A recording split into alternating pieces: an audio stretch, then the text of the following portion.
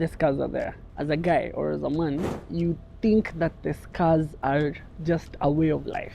Men are supposed to be tough. Who told you that? But that's the thing. Who? Did your That dad is tell the you that? society. No, my dad. No. Yeah. Did your grandfather tell you that? I did. Did No, he? actually, no, he didn't. Nobody ever did. But Nobody ever did. So But- which rule book did you get that from? Paul knew how to play. So you know the way you're having many girls coming at home and all that, Yeah. and my dad would get angry at me. Yeah, of course. So I'm in class 7, class 8, I'm asking Paul, what do you do different that you always get these girls? And he just gave me a very simple tip. If you can say hello and she'll say hello back, whether she's the hardest of them all, dude, you can get her. I was young, living in a house full of almost 8 women. So, And you're still here. You're still here.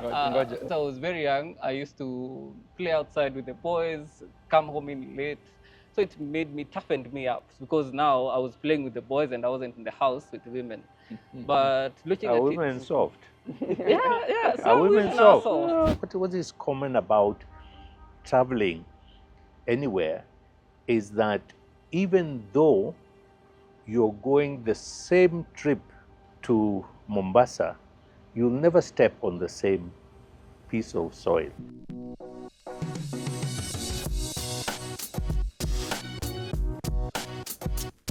Hi, my name is Leonard. You can call me Uncle Leo.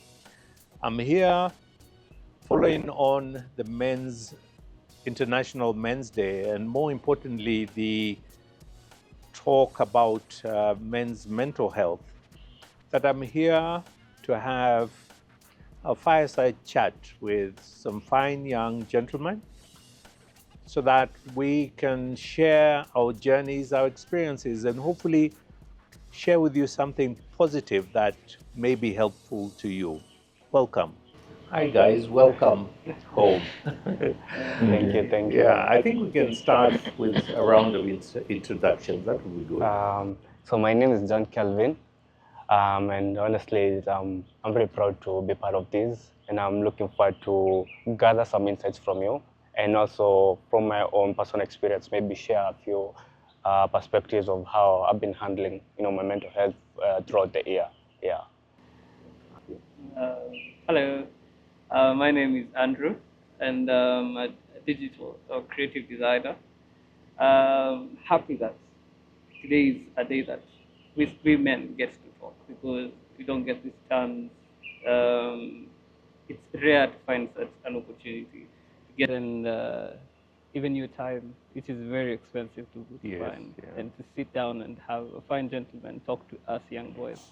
It's an honor. Thank you. Thank you. Hi, my name is Felix Ochoga. Correction, young man. So I'm a fintech founder, and as an entrepreneur, I think the fact that you're having a men's conversation says so much because I'm just looking at the many times that my mental has been challenged, especially this year with He Must Go and all that, and it's not so easy to put it across. So, but I'm looking to learn more from you because I don't know who said this, but it's more virtue to you to learn from someone who has already gone ahead of you, so that you don't replicate the mistakes they've made, but then you also have like a fast hand. So it's like a marathon that is going a sprint, and then someone just giving you the baton to push forward. So I'm glad that you're doing something like this. That's amazing. Thank you. Thank you. Now, guys, I can't tell how old people are anymore.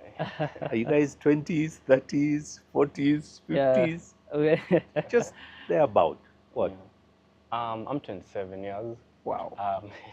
Yeah, so I mean, I still call myself as a young man, Yeah. You're young, energetic. 26. 26. Yeah. Wow. I'm also 26, so he and I were in the same high school, so I was imagining we're the same age group now. Now you realize that everyone's journey is unique, Yeah. and you get a surprise later on, because when you start, you believe you're all the same.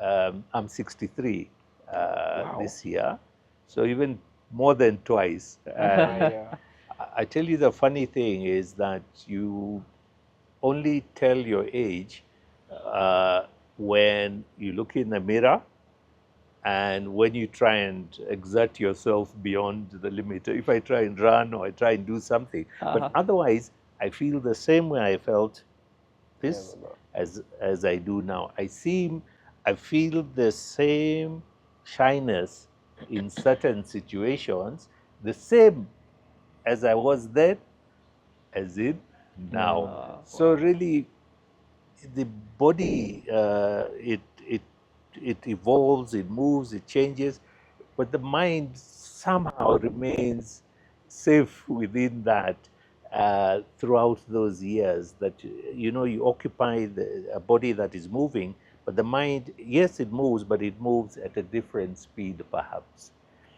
And looking at the difference in our age, I was trying to equate life as a journey, because it has to begin. You're all born, and we all have to arrive eventually at a destination, and then we move on to hopefully to better things elsewhere.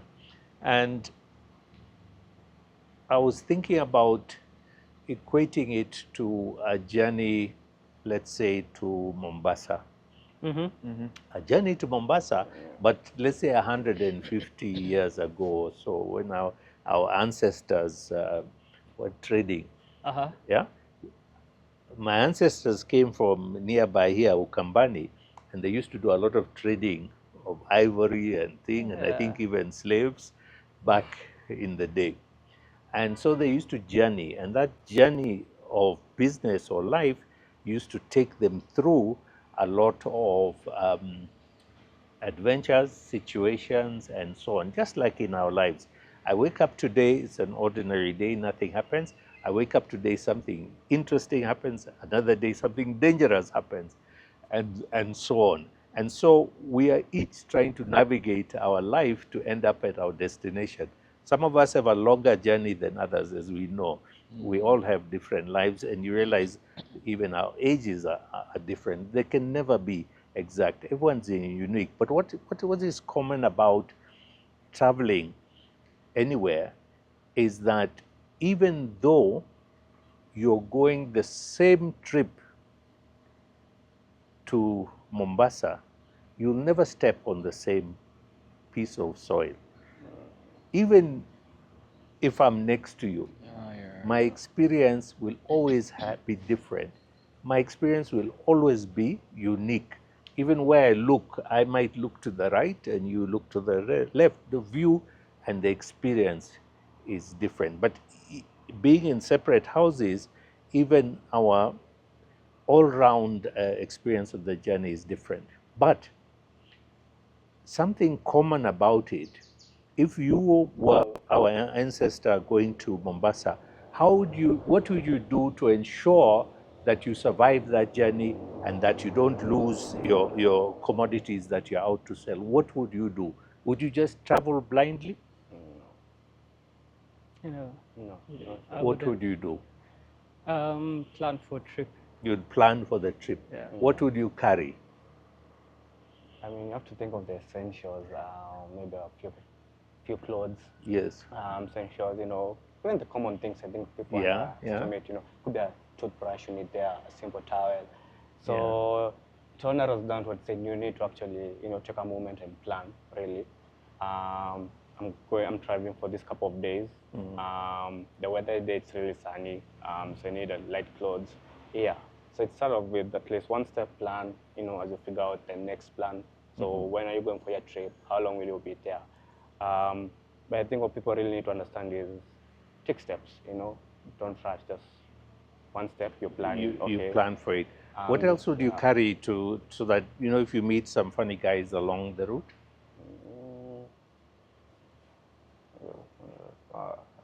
You'd carry something to protect yourself, wouldn't you? Definitely. Yeah. And if you go and you find that an area is being, there's war going on or something, disturbance, you would detour. So, but what's the most important thing that you can do to save you from running into trouble? Isn't it when you meet another caravan of people and they walk past you and you ask them, how is it On the other side. ahead? Yeah. Yeah. And then they tell you that there's a problem or there's nothing. The same way matatus do, they signal Yeah, each other really. when they're passing Yeah. so that you know Traffic. the route ahead. So it means that a journey, or suggests a journey is not a lonely one. A journey is one of togetherness, because if we don't as a group work together, when a problem comes to us, we'll be scattered, isn't it? And we have to prepare for those issues as they come. But more importantly, those who have traveled ahead of us, that information that they can give us is life-saving.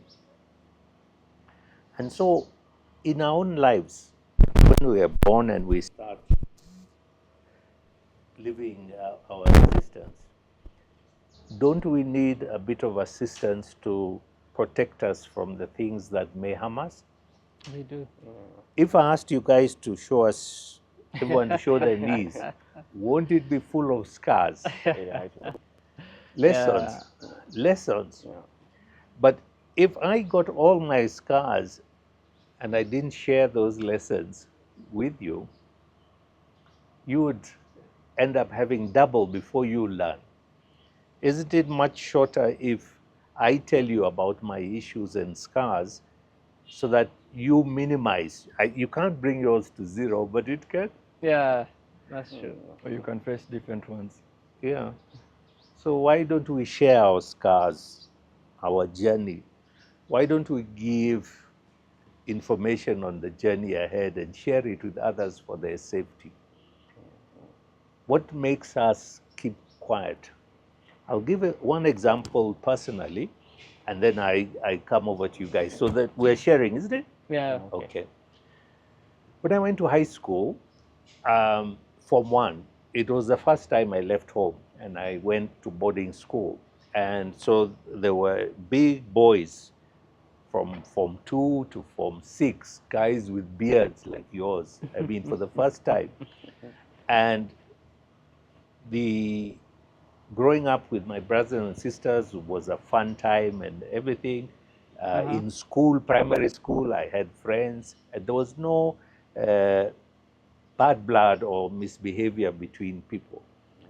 The first night when I was in school, the seniors really gave us a hard time, and they really beat us up and everything. So the first week of school, I had a terrible time. I cried every night. I saw for the first time that people can be bad. I didn't know that. Because remember, I lived in a day primary school and everything was good. I'd never seen that people can be bad to each other, that they can harm each other, that they can do bad things. So that Sunday, we were released to go home, and I came home. I said, the first thing I'm going to do, I'm going to tell my father what these guys have done to me. So that either he tells me never to go back, or he tells me, do 1, 2, 3. Yeah.